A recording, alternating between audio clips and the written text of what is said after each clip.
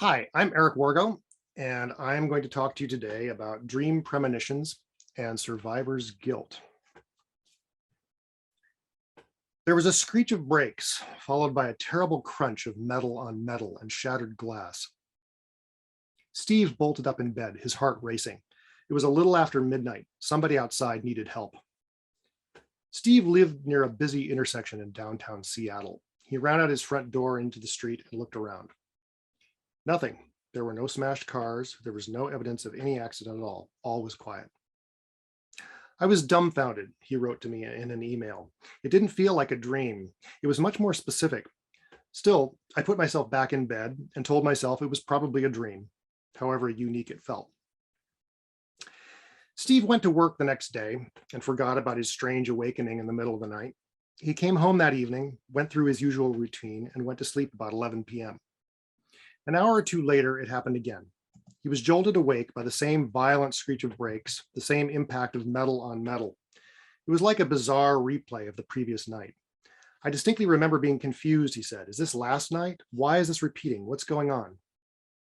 Then Steve heard someone outside on the street shouting, "Oh my God, somebody get help."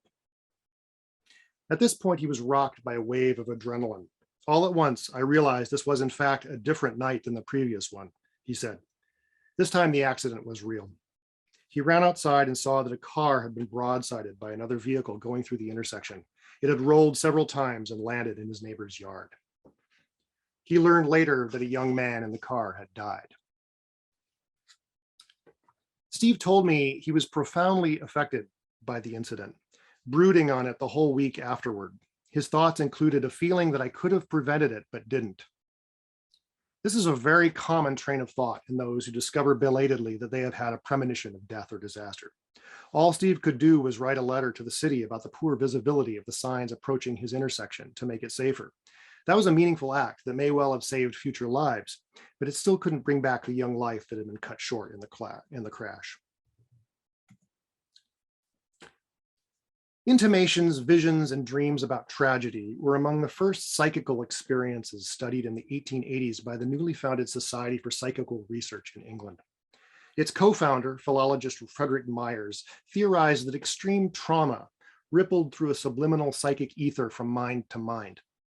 It was Myers who first coined the term telepathy to describe the way thoughts could be transmitted between people, especially between friends and loved ones, when one individual was in crisis. Since people sometimes had visions or dreams of these crises before they actually occurred, it seemed that telepathy could also somehow transcend the linear flow of time as we usually experience it. Later in the 1930s, the Rhines and other researchers in the newly scientized field of parapsychology observed similar temporal displacement in experiments that had been designed to study telepathy or clairvoyance. Consequently, the rubric of precognition was added as the third member of the triumvirate of phenomena or abilities known as extrasensory perception, or ESP. Precognition is defined as seeing, knowing, or presponding to a future event or experience, and encompasses several vernacular terms, including premonition, what Steve arguably experienced, as well as prophecy and presentiment. The latter, unconsciously presponding to future experiences, has a large body of recent research supporting it, most famously the growing body of studies showing physiological responses to imminent stimuli, and studies of behavioral presponding, such as the Feeling the Future research of Cornell psychologist Daryl Bem. I prophesy that we'll see further evidence of this later today. The assumption that ESP reflects a kind of perception outside the five senses has governed much theorizing in the field since the Rhines day and has implicitly shaped much research into these phenomena. True to the implication of that word, we readily imagine that precognition, along with telepathy and clairvoyance or remote viewing, reflects some kind of information acquisition from objective events out in the world. I think a strong case can be made, however, went too far. I think a strong case can be made, however, that whatever telepathy and remote viewing may be, precognition is something different, and it is not perception. It is, as its name implies, a kind of cognition, and it doesn't reflect any connection to future objective events at all, or connection to other minds, as Myers thought, but is instead connection to the individual's future thoughts and feelings about situations they will directly experience or events that they will learn about conventionally for instance, in the news. Elsewhere, I have outlined a framework for understanding how this likely works, both in dreams and waking life. To briefly summarize the argument, precognition is a mostly unconscious behavioral orientation to unpredictable future rewards and upheavals. It is likely made possible by the nervous system's responsiveness to its future states. The vast mnemonic capabilities of the mammalian and especially human brain amplify this responsiveness, almost like a big dish antenna pointed at the organism's own future. Converging lines of evidence point to a likely mechanistic explanation for this responsiveness to our future experiences. First, quantum mechanics will likely turn out to play an important role, but I do not believe it is a matter of what is often called non-local consciousness, nor the brain's entanglement with the wider world. The retrocausation paradigm suggests something different. It has been shown in recent experiments utilizing a technique called weak measurement that interaction between particles influence those particles' prior states. It means that particles carry information in both directions across their world lines through the block universe, and that unknown future interactions may account for apparent randomness, the divine dice playing that famously offended Einstein. The retrocausal interpretation is one theoretical framework now taken seriously within a larger rubric that is lately being called superdeterminism. Given that retrocausation would also explain entanglement within this paradigm, retrograde influence could potentially be made coherent and scaled up in systems of entangled particles, such as quantum computers. Indeed, it is being demonstrated that computations in quantum computers can defy temporal causal order or be temporally indeterminate. Quantum neurobiology is another line of evidence. Quantum processes are now known to underlie biological processes at the molecular level, including photosynthesis, the action of enzymes, and others. The brain has long been suspected to be a quantum computer or to have quantum computing properties. And the search for the roots of consciousness in quantum biology has produced evidence for quantum computing in molecular structures like microtubules. The work of Stuart Hameroff is relevant here. I don't think it is necessary to understand consciousness to understand precognition, since precognition appears to be a largely unconscious in nature. But microtubules could turn out to be the key here, because they happen to control synaptic plasticity, basic for learning and memory. The study of precognition in dreams strongly suggests precognition is a form of memory. In his examination of precognitive dreams, J.W. Dunn discovered nearly a century ago that we precognize personal experiences, including learning experiences, not objective events. And that's the same as memory. When there's a discrepancy between an event and how we learn of it, dreams always match the latter. Contemporary cases of dream precognition, such as the air disaster dreams of Elizabeth Krohn, show clearly that what is being precognized as pictures seen in the media is what she's seeing, not the event as such. Precognition is like memory in other ways. We precognize things that matter to us, things that are salient or meaningful. And again, this is just like memory. Precognition is tied to strong positive or negative emotion, just like memory. Work with precognitive dreams shows that it operates on association, just as memory does. And like memory, it is strongly cued by place and by thematic and calendrical resonances. I suspect it will turn out to be strongly influenced by olfactory cues too, although I have not been able to study that question directly. While it can and frequently does intrude in waking life, precognition is generally not a conscious, deliberate, directed thought process, however. Again, it is mostly unconscious and thus is most readily accessed in dreams or in altered states. And one crucial difference from other forms of autobiographical memory is that with precognition, we cannot engage in source monitoring. When information refluxes from the future, we don't recognize it as belonging to us. Thus, it often feels like some transmission from elsewhere or other minds, rather than a product of our own mind. Because it remains so counterintuitive for most people, and because of that inability to engage in source monitoring, precognition is generally ignored, or at best it is misrecognized as some more intuitively understandable ability, like telepathy or clairvoyance, like communication with discarnate intelligence, or like some transpersonal principle like synchronicity. Like the Monty Python sketch where nobody expects the Spanish Inquisition, nobody expects precognition. This is another of the many reasons premonitions are mostly only recognized after the fact, in hindsight. A further important reason precognition is so often misrecognized or unrecognized is that it is subject to many distortions of content, including symbolic distortions familiar from the psychoanalytic literature. Thus, I suggest that psychoanalysis is another theoretical toolkit having great relevance. In fact, I argue that in his metapsychology, or theory of the unconscious-conscious relationship, which he likened to an iceberg, Sigmund Freud unknowingly developed a framework and theory for understanding precognition, misrecognizing his findings as the rule of the neurotic mind by past traumas. We just need to turn his famous iceberg on its side, along the x-axis of time, with the submerged portion of the iceberg pointing to the future.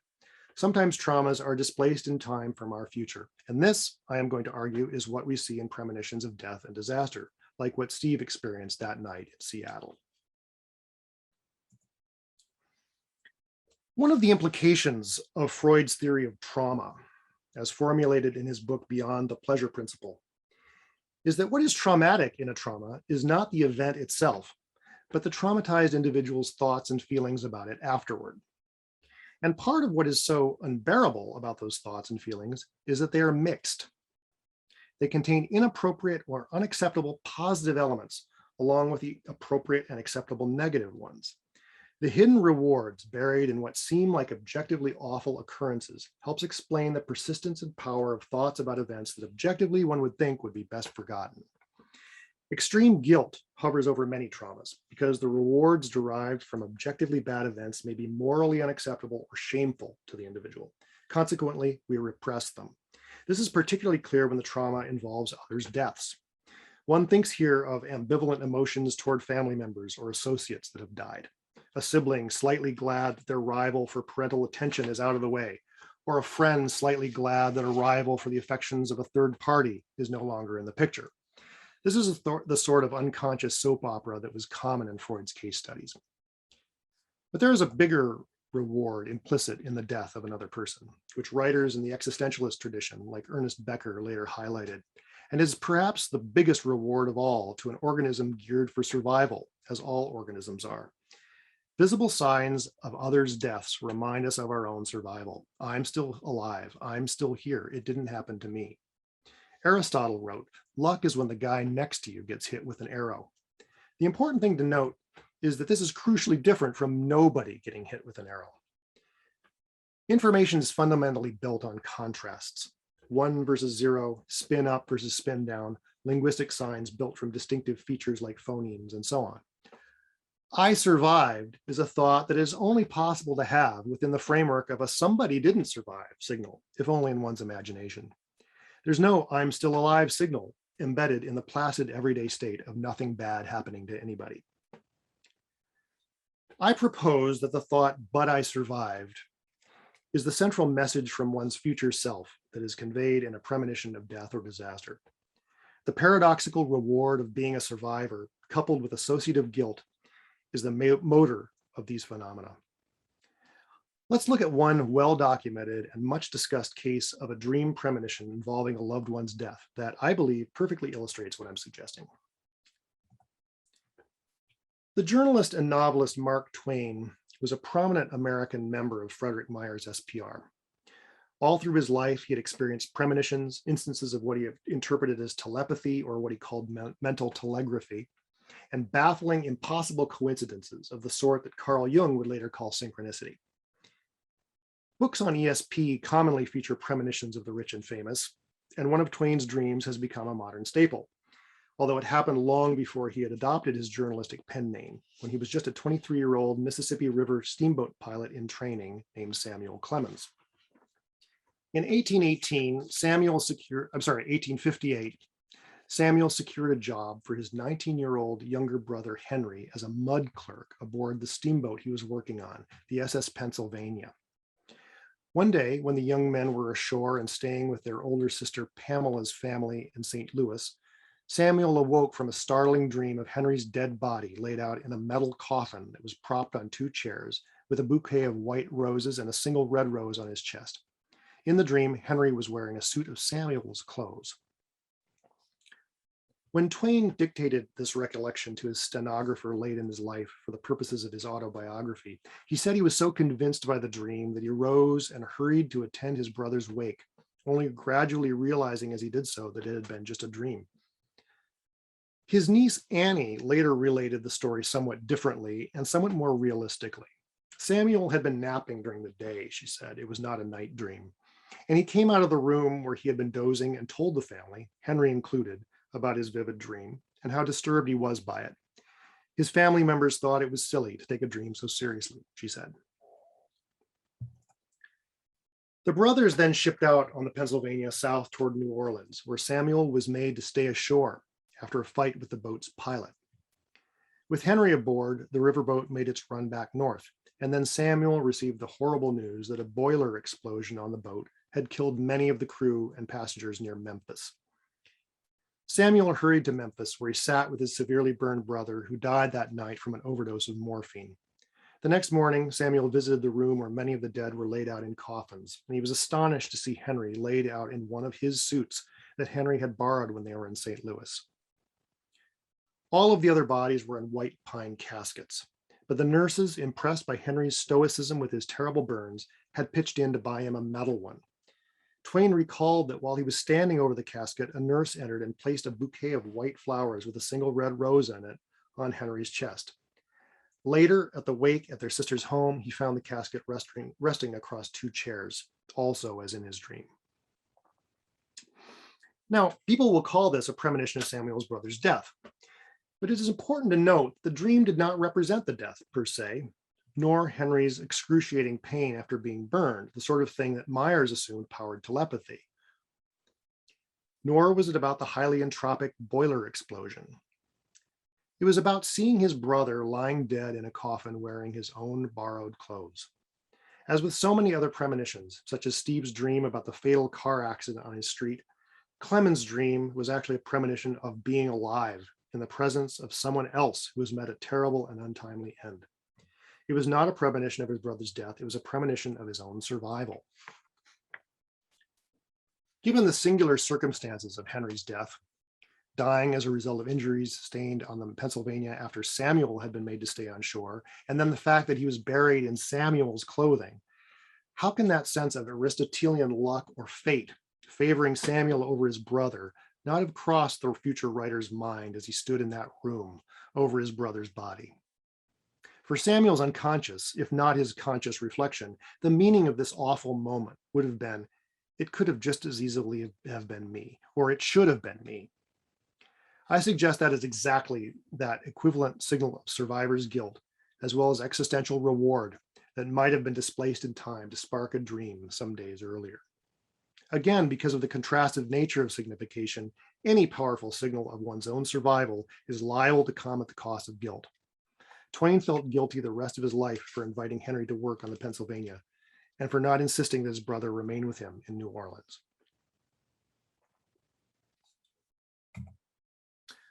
Freud was famously cynical about human nature. In an essay he wrote after the start of the First World War, he wrote that if we are to be judged by our unconscious wishes, we ourselves are nothing but a band of murderers.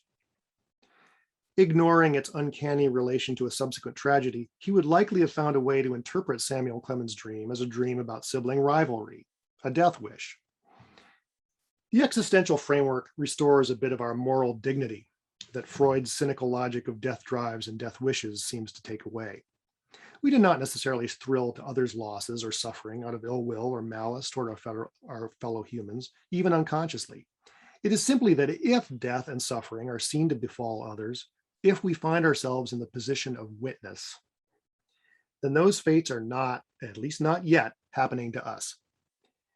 The reliving of traumas, governed by what Freud called a neurotic compulsion to repeat, is really a way to experience and take pleasure in our own survival.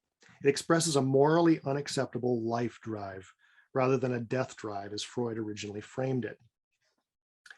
The French psychoanalyst Jacques Lacan had access to a word in his language that was perfectly suited to describe what Freud was getting at here. The word jouissance connotes a pleasure so extreme it is painful, or a pain so extreme it is pleasurable, and has been defined also as an excess of life or superabundant vitality. Lacan said that jouissance, the pleasure beyond pleasure, was the sole subject of psychoanalysis, the way a neurotic individual, or anybody insofar as we are neurotic, derives pleasure from traumas as well as from self-destructive acts and thought processes. The painful yet pleasurable thought, but I survived, is arguably also at the root of the jouissance of disaster. The Lacanian philosopher Slavoj Žižek observed that big disasters like the Titanic sinking and 9/11 were paradoxically enjoyed by media audiences, compulsively enjoyed even, because of that Aristotelian logic of trauma. 9/11, for instance, was an exciting cinematic spectacle that for most Americans provoked an enormous sense of relief that the terrorists hadn't targeted their particular place of work or that of their loved ones. If you were watching it on CNN, it was probably not happening to you. It thus created a nation of grateful survivors, united by love and patriotism in its aftermath, along with all the fearful negative emotions that were more acceptable to talk about and express. There was arguably also a hefty dose of survivor's guilt. This mix of guilt and gratitude, horror and relief is the essence of jouissance, and I don't think it's accidental that highly troubling as well as exciting and darkly rewarding events like 9/11 or the Titanic disaster were famously precognized by so many people. There's no time to discuss them in this presentation, but Ian Stevenson collected and wrote about several Titanic premonitions in the 1960s, and a quick Google search turns up even more premonitions of 9/11. Readers of my books have reported additional ones to me, and I myself had a precognitive dream about that event a few hours before it happened. Precognitive dream workers have also sent me dreams related to the COVID pandemic that suggest something along the same lines. The evidence from premonitions and other precognitive experiences in both dreams and waking life suggests to me that the logic of jouissance governs the pre-living of traumas and not just their reliving. Traumas can be displaced backward in time within our tesseract brains. Jouissance could be called the signal line to emotional upheavals and turning points ahead. The framework of jouissance helps explain one of the most puzzling facts about premonitions, the fact that they so often, almost always in my experience, go unrecognized and thus unheeded. In most scientific as well as popular literature on ESP, precognition and other psi modalities are reasonably presumed to serve an adaptive function for the individual. Thus, it is most intuitive to think of premonitions as relating to some psychic radar, helping the individual avoid dangers or avert catastrophes. Yet, while accounts of threat avoidance following undreamed premonitions do exist, seemingly far more prevalent in the literature and in personal accounts I have collected are premonitions that are not recognized as such until after disaster or tragedy strikes, as well as premonitions that are too imprecise or symbolic ever to be used for threat avoidance. In fact, the experience of guilt following a calamity that had seemingly been foreshadowed in a dream is such a common one that it may even be the most important adverse mental health consequence of precognition, at least as long as we fail to understand how it really operates. Precognition does reflect our survival orientation, I believe, but instead of being a psychic radar, premonitions seem to be a preemptive part of a working through process, the pre-processing of future traumas. I like to compare it to the precognitive airbag in my 2029 Tesla Model Q, which I bought from the future on a trip through a wormhole. Long story.